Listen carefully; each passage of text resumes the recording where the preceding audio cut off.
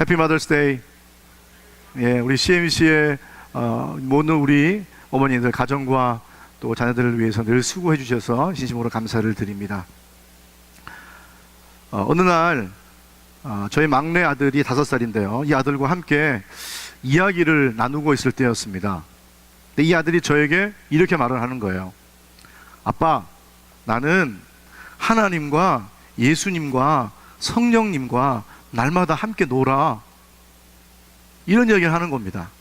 그래서 제가 야, 그럼 너는 어떻게 하나님과 예수님과 성령님과 함께 놀아? 라고 물었습니다. 이 아이 대답이 하나님과 예수님과 성령님과 함께 손잡고 뛰어논다는 거예요. 그 이야기를 들으면서 야, 드디어 우리 가정에 영적인 거목이 하나 나왔구나 하는 이런 마음을 제가 들었습니다. 왜냐하면 제가 여러분 5살 때, 우리 아이 말할 5살 때는 정말 시골의 아주 깊은 곳에서 얼굴에 콧물 묻히면서 고기 잡으러 다니고 논으로 밭으로 뛰어다니던 그것이 바로 저였거든요. 근데 저희 아들은 바로 예수님, 하나님, 성령님을 이야기하는 것이었습니다. 자, 그렇다면 제가 곰곰이 생각해 봤어요. 이 아이가 어떻게 이 아이의 입에서 하나님과 예수님과 성령님과 함께 논다는 그런 말이 나오게 되었을까? 그 이유가 무엇인지 아십니까? 주일학교에서 잘 배운 거예요. 이 아이가 주일학교에서 배운 그것을 집에 와서 부모와 함께 이야기할 때 그런 이야기를 하는 겁니다. 그러니까 제가 이 아이의 말하는 것을 보면서 뭘 느꼈냐 하면 교회와 가정이 협력하여서 이 믿음의 유산을 우리의 다음 세대에게 물려주는 것이 정말로 소중한 일이구나 하는 것을 다시 한번 느끼게 되었습니다. 여러분, 교회가 그리고 가정이 서로 협력하여서 하나님의 자녀들에게 하나님의 말씀을 잘 전하게 되면요, 우리의 다음 세대의 아이들은요 정말로 영적인 거목이 될 수 있습니다. 여러분, 다음 세대에게 여러분 신앙의 유산을 물려주는 것은 사실은 한 가정의 문제가 아닙니다. 가정의 문제를 넘어서서 교회와 그리고 한 시대의 사회와 문화에 영향을 미치는 일이기 때문입니다. 칼룸 브라움은 영국 기독교의 사막이라는 책에서 1960년대에 영국 기독교가 이제 하강곡선을 그리면서 기독교의 사회적 비중이 가장자리로 밀려난 원인을 매우 설득력 있게 분석을 했습니다. 뭐라고 말하고 있냐면요, 그는 영국 기독교가 영국 사회에서 신뢰성을 상실한 것은 산업화 때문도 아니요, 2차례의 세계대전 때문도 아니라는 것이었습니다. 오히려 수세기 동안에 세대 간에 이루어온 기독교 신앙의 계승이 파괴된 때문이다 라고 이렇게 이야기하고 있습니다. 여러분, 한 국가에서 기독교가 큰 영향을 미치다가 쇠퇴하여서 이제 변두리로 밀려나는 현상의 근본적인 원인이 사회적이고 문화적인 변화가 아니라 믿음의 유산을 물려주는 데 실패했기 때문이라고 말씀하고 있습니다. 이 믿음의 유산을 물려주는 것을 실패한 영국은 여러분, 과거 청교도의 후예였지만 지금은 어떻습니까? 그 옛날에 화려한 기독교 문화는 다 뒤로 한 채 이제는 오히려 기독교의 선교지가 되어 버렸습니다. 이렇게 여러분, 우리의 다음 세대에게 믿음의 유산을 물려주는 것은 너무나 중요하다는 것을 말씀해 주고 있습니다. 오늘 여러분 본문의 이야기는요, 여호수아로 대표되는 출애굽 2세대와 출애굽 3세대의 이야기입니다. 자, 출애굽 2세대는 누구냐? 이들은 여호수아와 함께 가나안 정복 전쟁에 참여했던 세대입니다. 그리고 출애굽 3세대는 이 가나안 정복 전쟁을 마친 후의 세대를 말합니다. 그러니까 출애굽 2세대는 하나님이 주신 가나안 땅으로 들어가서 하나님의 명령대로 가나안 주민들을 내어 쫓으려고 하였습니다. 그런데 이 가나안 주민을 내어 쫓는 일에 오직 유다 지파만 함께 동참하였고, 다른 지파들은 가나안 주민이 너무 많으니까 이걸 포기하고 차라리 저들을 우리와 함께 노예로 삼는 것이 좋을 것 같다라는 이야기를 했습니다. 그래서 쫓아내지 못한 이 가나안 주민들로 인해서 이스라엘 종교는 이제 혼합주의가 되어지고요, 점점 더 하나님을 멀리하게 되었습니다. 이 일로 인해서 출애굽 2세대, 이 2세대는 하나님의 언약을 파기하고 결국에는 이방신들을 섬기게 됩니다. 결국에는 어떤 일이 벌어졌습니까? 바로 이 출애굽 2세대가 이방신을 섬기고 하나님이 하신 일을 알지 못한 채에 그들이 전해야 할 믿음의 유산을 출애굽 3세대에게 물려주지 못했습니다. 그 결과 출애굽 3세대는 하나님이 누구이신지도, 그리고 하나님이 이스라엘에 행하신 일도 알지 못하게 되었다라고 성경이 오늘 기록하고 있습니다. 여러분, 하나님이 모르는 세대는요, 자신들의 부모들처럼 동일하게 이방인들을 섬기며 실수를 범하게 됩니다. 그래서 오늘 이 출애굽 2세대와 3세대에서 신앙의 전수를 실패하는 것을 통해서 그들이 왜 믿음의 유산을 전하지 못했는지를 함께 살펴보기를 원합니다. 그리고 그 교훈을 통해서 우리 이민 1세대 그리고 이민 2세대가 어떻게 하면 우리 3세대에게 좋은 믿음의 유산을 물려줄 수 있을 것인가를 함께 나누기를 원합니다. 자, 그렇다면 어떻게 우리가 우리의 다음 세대에게 믿음의 유산을 물려줄 수 있을까요? 첫 번째 우리가 기억해야 될 것은, 여러분, 부모 세대가 먼저 믿음으로 굳게 서야 한다는 것입니다. 부모 세대가 먼저 믿음으로 굳게 서야 합니다. 신앙을 가지고 있는 많은 부모님들이 여러분 오해하고 있는 부분이 있습니다. 그것이 뭐냐 하면, 우리 아이들이 주일날 예배를 드리니까 이 아이의 신앙이 좋지 않겠느냐라고 생각하실 것입니다.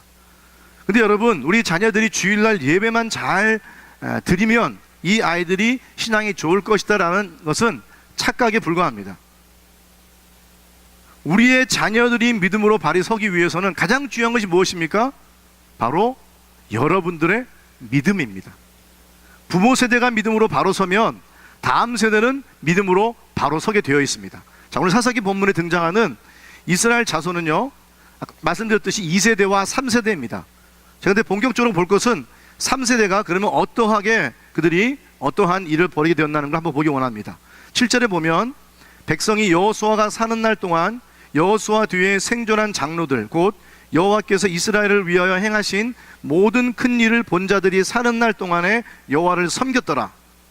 이게 무슨 이야기입니까?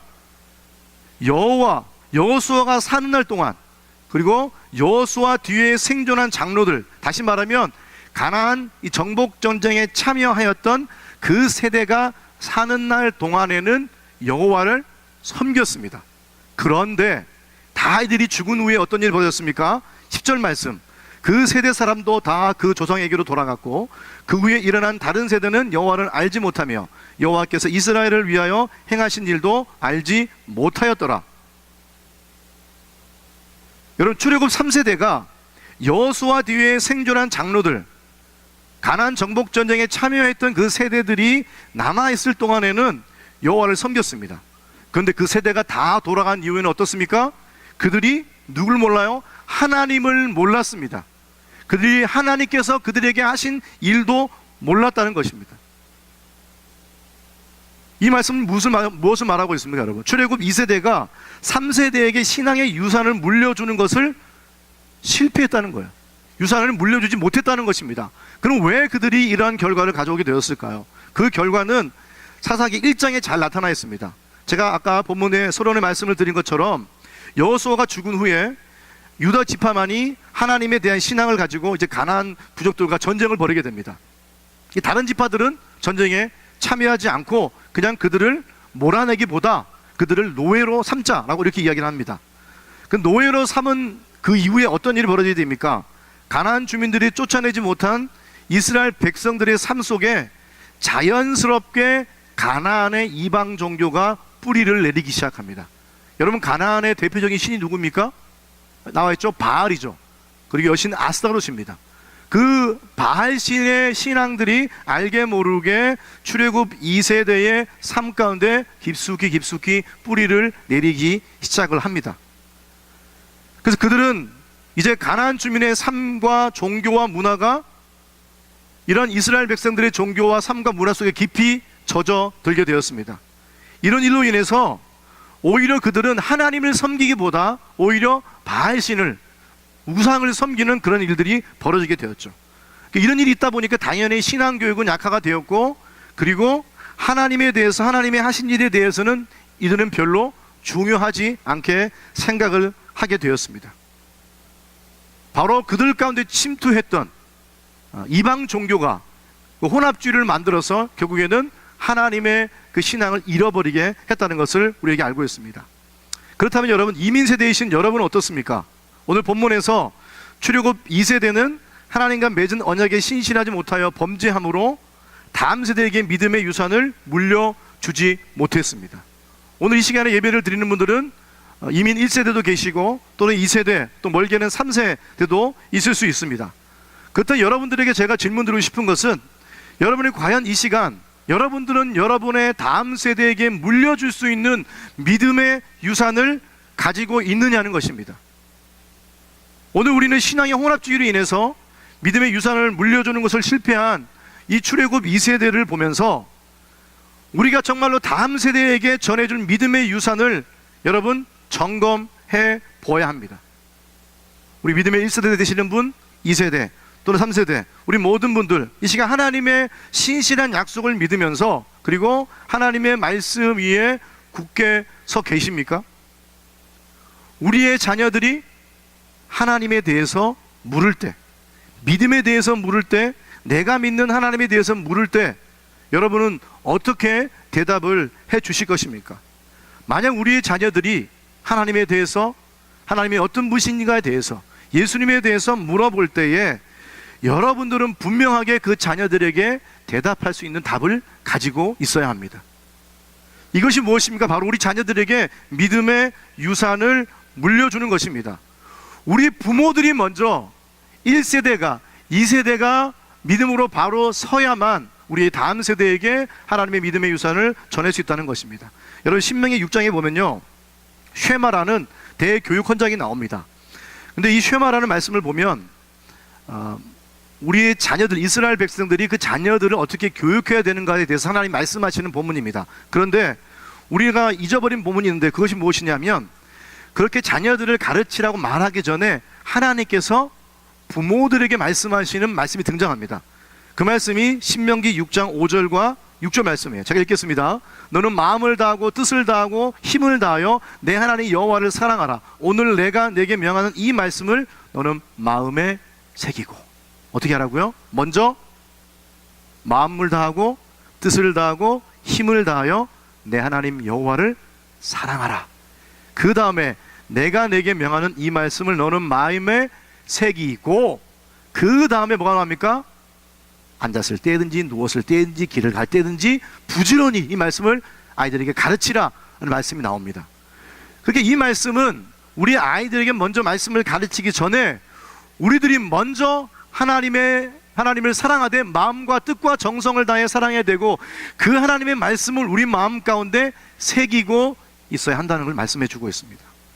사랑하는 성도 여러분, 부모 세대가 믿음으로 온전하게 서 있을 때에, 하나님과 바른 관계 속에 있을 때에 바로 그 믿음을 우리의 다음 세대에게 전할 수 있는 것입니다. 우리의 이민 1세대, 2세대, 3세대 뿐만 아니라 모든 세대가, 여러분 특별히 믿음의 1세대, 2세대는 여러분 어떻습니까? 이민 생활을 하면서 너무나도 바쁘고 힘든 가운데 생활을 해왔습니다. 때로는 우리의 아이들의 신앙 교육을 때로는 교회에다 맡겨놓고, 돌볼 교회가 없기 때문에 교회에다 맡겨놓고 이렇게 방관함도 많이 있었습니다. 그러나 이제는 우리의 다음 세대를 위해서 우리의 부모 세대들이 영적으로 여러분 일어나야 합니다. 우리 부모 세대가 먼저 하나님의 말씀 위에 바로 서야 합니다. 그 시대의 말씀을 바로 분별하여서 하나님의 진리의 말씀을 다음 세대에게 전할 수 있게 되는 것입니다. 이렇게 여러분의 믿음을 한번 점검해 보시고, 그리고 하나님의 말씀 위에 굳게 서서 하나님이 우리에게 맡겨주신 그 다음 세대에게 믿음의 유산을 물려줄 수 있는 저와 여러분 되시기를 주님의 이름으로 축원합니다. 두 번째로 볼 것은, 여러분, 부모는요 아이들에게 복음을 전하는 통로이며 수단입니다. 여러분, 출애굽 2세대가 하나님의 말씀 위에 올바로 서지 못한 결과가 어떻습니까? 그러니까 3세대에 어떤 일이 벌어졌습니까? 10절 말씀 다시 한번 읽으면, 그 세대의 사람도 다 조상에게로 돌아갔고 그 후에 일어난 다른 세대는 여호와를 알지 못하며 여호와께서 이스라엘을 위하여 행하신 일도 알지 못하였더라. 출애굽 2세대가 그들이 종교가 혼합주의가 되어지고 그들이 하나님을 알지 못하고 다른 신들을 섬기니까 그 후에 일어난 3세대는 어떤 일이 일어납니까? 동일하게 그들의 2세대가 한 것을 그대로 보고 배웠습니다. 그래서 오히려 그들은 여호와를 알지도 못하고 여호와께서 이스라엘을 위하여 행하신 일도 알지 못합니다. 오히려 이 3세대는요 2세대보다도 더 참담한 일을 행합니다. 19절 말씀은 이렇게 기록하고 있습니다. 그 사사가 죽은 후에는 그들이 돌이켜 그들의 조상들보다 더 타락하여 다른 신들을 따라 섬기며 그들에게 절하고 그들의 행위와 패역한 길을 그치지 아니하였으므로. 말씀을 잘 보십시오. 믿음의 그 출애굽기 2세대가 3세대에게 하나님을 온전히 섬기는 것을 보이지 못하니까 이 3세대는 오히려 2세대보다도 더 타락합니다. 더 타락하여서 다른 신을 따라 섬기며 그들에게 절하고 그들의 행위와 패역한 길을 그치지 아니하였다라고 이렇게 여러분 기록을 하고 있습니다. 이 말씀 보면 여러분 우리가 무엇을 느낍니까? 가정에서 여러분 우리 부모들은요 정말 우리 아이들에게 하나님이 누구이신가를 보여주는 시청각 교재와 같은 것입니다. 부모들은 가정에서 복음이 무엇인지, 예수 그리스도가 무엇인지를 보여주는 거울이라는 것입니다. 그러니까 우리의 자녀들이 가정에서 여러분의 삶을 통해, 여러분의 언어를 통해서 예수 그리스도가 누구인지, 그리고 예수님의 말씀이 어떤 것인가를 배운다는 겁니다. 기독교 교육학자인 호레시 부시넬은 가정에서 교사로서의 부모의 역할에 대해서 이렇게 정의하고 있습니다. 부모는 하나님과 자녀 사이의 관계를 위한 통로, 수단이며 가정의 분위기를 통해 복음을 전달하는 통로이다. 부모의 삶 자체가 모범이 되도록 해야 한다라고 정의하고 있습니다. 우리 CMC 성도 여러분, 우리들의 자녀들이 하나님과 친밀함을 누릴 수 있도록 통로가 되는 것이 누구라고요? 바로 여러분들입니다. 여러분들이 바로 그러한 일을 하실 수 있는 겁니다. 여러분의 삶을 통해서 예수 그리스도가 누구이신지, 어떤 일을 하시는지를 보여주는 복음의 통로가 될 수 있다는 것입니다. 여러분의 언어와 행실과 사고 전체가 주님을 보여주는 거울이 되어야 합니다. 그렇게 될 때 가정은 은혜의 성소요 성령의 임재를 경험하는 집이 될 수 있습니다. 오늘은 여러분 마더스데이입니다. 기독교 리서치 그룹인 바나 그룹에 의하면 청소년들이 여러분 가정에서 가장 많은 시간을 보내는 사람이 누구인지 아십니까? 아이들에게 가장 많은 격려와 용기와 사랑과 도움을 주는 사람, 그리고 아이들을 영적으로 성장시키고 말씀을 나누고 하나님의 사랑과 용서에 대해서 잘 보여주는 사람, 이분이 누구라고 생각하십니까? 어머니입니다. 어머니. 가정에서 아이들이 가장 많은 시간을 보내는 게 누구예요? 아버지가 아니라 어머니입니다. 그렇다면 궁금해지겠죠? 아버지 역할은 뭐냐? 궁금한 분들 계실까봐 제가 발표해 드리겠습니다. 아버지들이 어머니를 앞지르는 거 딱 4가지가 있습니다. 첫 번째 뭐냐? 용돈 주는 거. 두 번째, 정치적인 이야기 하는 거. 세 번째, 운동하는 거. 네 번째, 이성적인 판단을 하는 거. 요 4가지만 아버지가 어머니들을 앞지르고 모든 영역에서는 다 어머니들이 중요한 위치를 차지하고 있다는 것을 말하고 있습니다. 이 이야기는 뭘 말씀하고 있습니까, 여러분? 우리의 가정에서 우리 어머니들의 위치가 얼마나 중요한 것인가를 말씀해 주고 있습니다. 우리 자녀들에게 용기와 격려를 줄 수 있고 아이들이 영적으로 성장을 도울 수 있으며 하나님의 사랑과 은혜를 보여줄 수 있는 중요한 역할을 담당하는 것이 바로 우리의 어머니들이십니다. 그래서 우리 아이들을 조용히 불러서 이 아이들에게 바로 이렇게 우리 어머님들이 이야기하는 것입니다. 단 하지 말아야 할 일들이 있습니다. 우리 아이들이 가장 싫어하는 말들이 있습니다. 뭔지 아십니까, 여러분? 아이들이 가장 싫어하는 말, 공부는 언제 하니?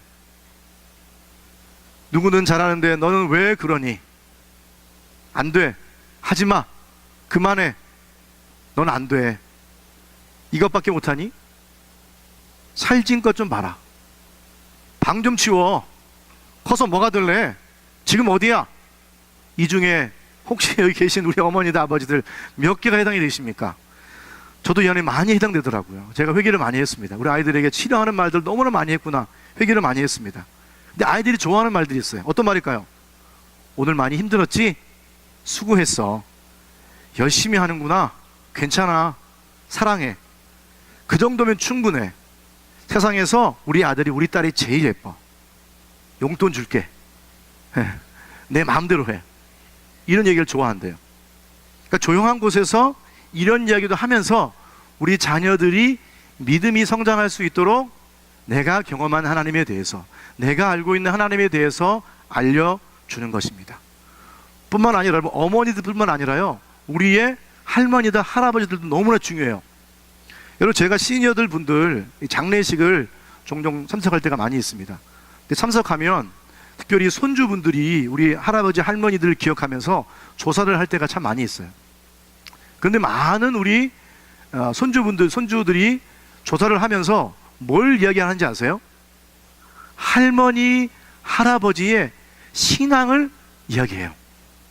우리 할머니는요, 제가 기억하는 거, 우리 할머니는 아침에 일찍 일어나서 항상 하나님의 말씀을 읽으셨어요. 이렇게 이야기하는 겁니다.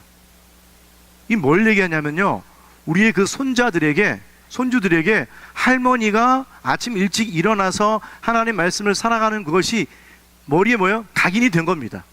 각인이 됐다는 얘기는 이미 여러분들이 그걸 신앙의 유산을 우리의 손자, 손녀들에게 물려주었다는 것을 말씀을 해주고 있습니다. 또 여러분들 많은 시간들을 우리 손주들하고 같이 보내시잖아요.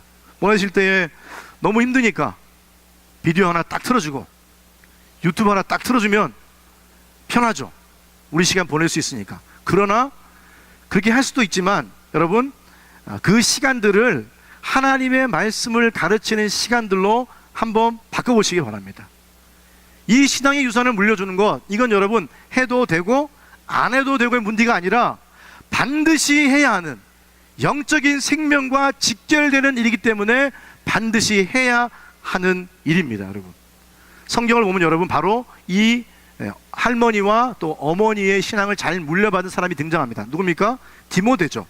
디모데후서 1장 5절 말씀 보면, 이는 내 속에 거짓이 없는 믿음이 있음을 생각함이라. 이 믿음은 먼저 내 외조모 로이스와 내 어머니 유니게 속에 있더니 내 속에도 있는 줄을 확신하노라.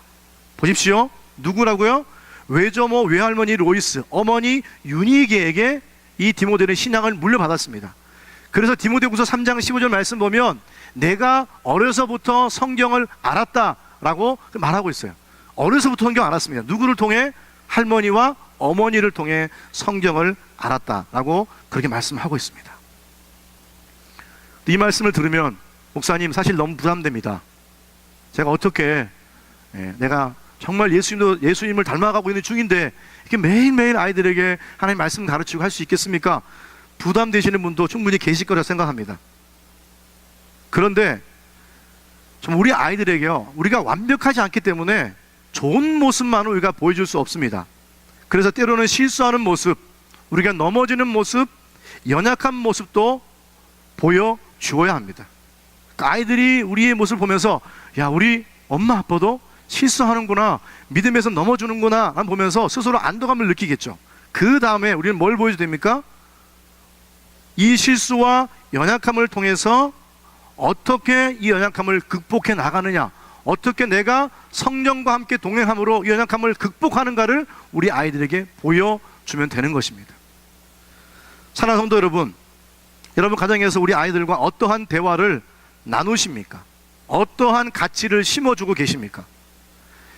여러분이 열심히 일하는 이유가 우리의 자녀들에게 재산을 물려주기 위해서라면 그 부모의 최우선 가치는 돈입니다. 여러분이 열심히 하는 이유가 자녀에게 좋은 교육을 물려주기 위한 것이라면 여러분의 가치는 학벌이 됩니다. 편안한 삶을 물려주고 싶다면 그것이 바로 여러분의 첫 번째 가치가 되는 것입니다.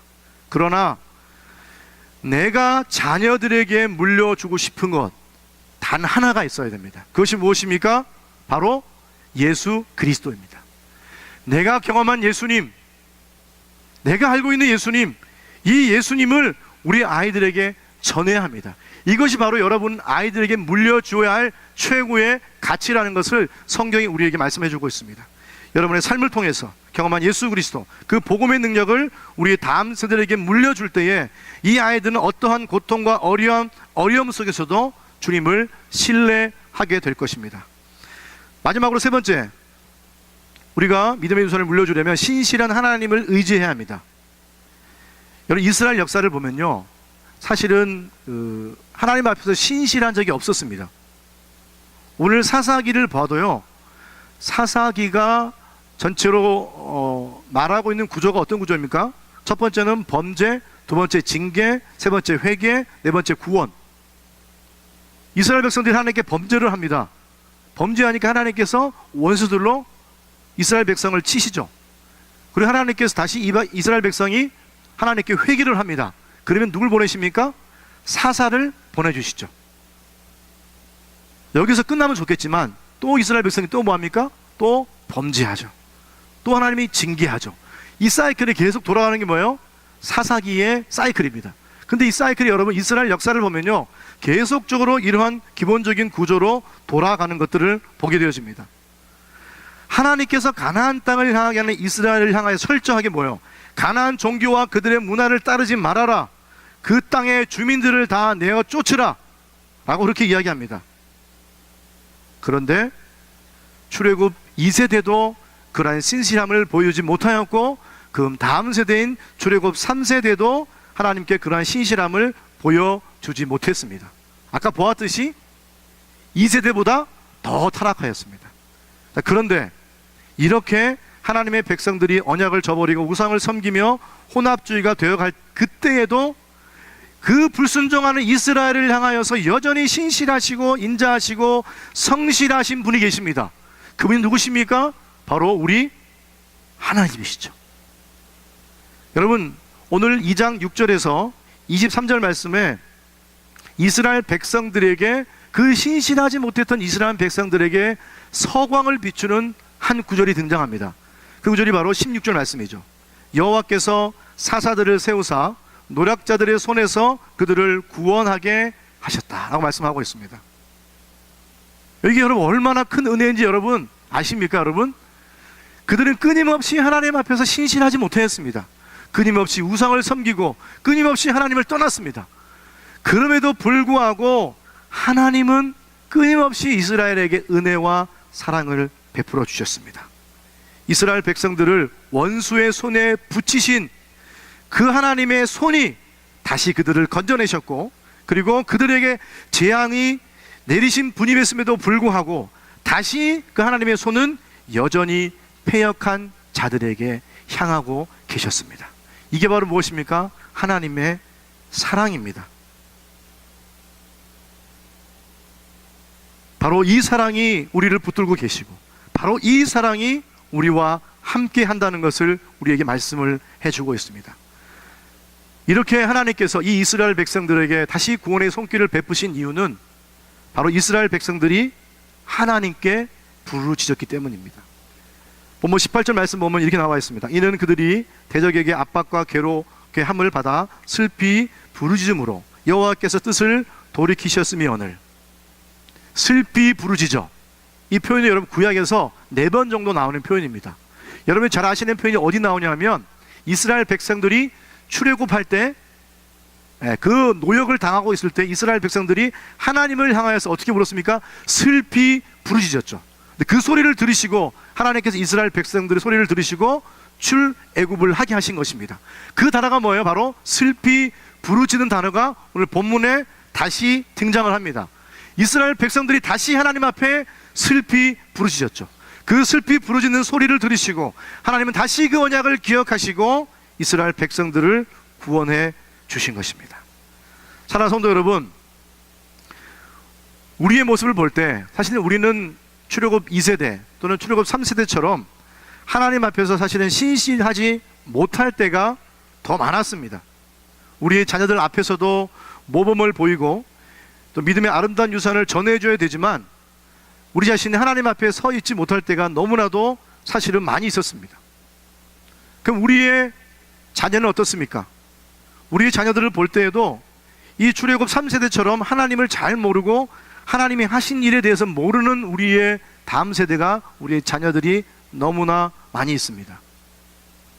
신방을 해보면 이 아이가 어릴 때는 그렇게 교회를 좋아하고 예배를 좋아했지만 지금은 믿음의 길에서 떠나서 언제 돌아올지를 기약할 수 없다라고 말씀을 하십니다. 그리고 믿음에 대해서 이야기를 하려고 하면 대화를 회피하고 교회에 대해서 이야기하는 것도 이제는 꺼립니다 라고 그렇게 이야기합니다. 이렇게 우리의 부모 세대도 신실하지 못하고 우리의 자녀 세대도 하나님 앞에서 신실하지 못하 하나님을 떠나 있습니다. 그러나 여러분, 절대 우리는 좌절할 필요가 없습니다. 왜 그렇습니까? 이스라엘 백성들을 끊임없는 불순종과 우상숭배에도 불구하고 인자와 자비로 끝없이 신실하심을 베풀어 주시는 하나님이 우리의 하나님이 되시기 때문입니다. 우리가 신실하신 하나님을 의지하고 우리의 자녀들을 위해 슬퍼하며 부르짖을 때 하나님은 우리의 소리에 귀를 기울여 주십니다. 우리가 신실하신 하나님을, 그리고 언제나 신실하신 하나님을 신뢰하고 있는 한 우리의 자녀들은 다시 믿음의 길로 돌아오게 하실 것입니다. 그렇다면 여러분, 이제 일 알았다면 여러분, 우리는 가정에서 이렇게 해야 됩니다. 그러면 교회가 우리는 이제 어떤 일을 해야 할까요? 교회가 어떻게 하면 다음 세대에 좋은 유산을, 믿음의 유산을 물려줄 수 있을까요? 한국에서 여러분, 제가 사역했던 교회를 한번 소개하기 원합니다. 제가 한국에 또 사역했던 교회는 꽃동산 교회입니다. 이름을 들으니까 뭐 느껴지십니까? 이 교회의 비전이 뭐냐면 어린이 선교를 통한 세계 복음화가 교회 비전이에요. 자, 비전에서 볼 수 있듯이 이 교회의 최고의 그 사역이 뭔지 아십니까? 교육 사역입니다. 그래서 어떻게 하냐면 아이들이 위에서 전도 축제를 하면 어른들이 예배를 양보합니다. 우리 교회에 말하면 다시 이런 경우죠. 오늘 예배 11시 예배죠. 이 11시 예배를 어린이를 위해서 양보하는 거예요. 어른들은 그냥 거기서 같이 예배를 드리는 겁니다. 그리고 각 목장별로 전도를 하면 어린이를 전도합니다. 모든 교육자들은 일주일에 한 번씩 어린이 전도를 위해 시간을 내야 합니다. 온 교회가 다음 세대인 어린이를 위해서 투자하고 헌신하는 교회입니다. 그래서 많은 한국 교회가 여러분, 교회의 출석 빈도수를 보면 다 어때요? 역삼각형입니다. 이렇게 되죠. 어른 세대가, 어린이는 이제 가장 밑에니까 가장 적고 어른들만 가장 많은 겁니다. 그런데 감사하게도 그래도 그 교회만큼은 어린이부터 어른 세대까지 균형 있게 성장을 하고 있다는 것입니다. 교회가 여러분 다음 세대를 위해 믿음의 유산을 물려주려면 우리는 우리의 아이들을 위해서 여러분 양보해야 됩니다. 뿐만 아니라 우리의 다음 세대를 위해 부모 세대가 투자해야 합니다. 헌신해야 합니다. 여러분, 교육부서에 관련되어진 일이 이건 내 일이 아니니까 그냥 교육부서에 관련된 전도사님들 그리고 선생님들이 알아서 잘 하겠지 라고 생각하시면 안 됩니다. 그 일에 온 교회가 함께 투자하고 헌신하고 초점을 맞추어서 나아가면 우리의 CMC의 다음 세대는요, 아름다운 복음의 꽃을 피울 수가 있게 될 것입니다. 이 사실을 기억하셔서 우리의 가정에서, 우리의 교회에서 이제는 더 이상 미루지 말고 우리의 다음 세대에게 믿음의 유산을 물려줄 수 있는 그런 교회, 그런 가정이 되실 수 있으시기를 주님의 이름으로 축원합니다.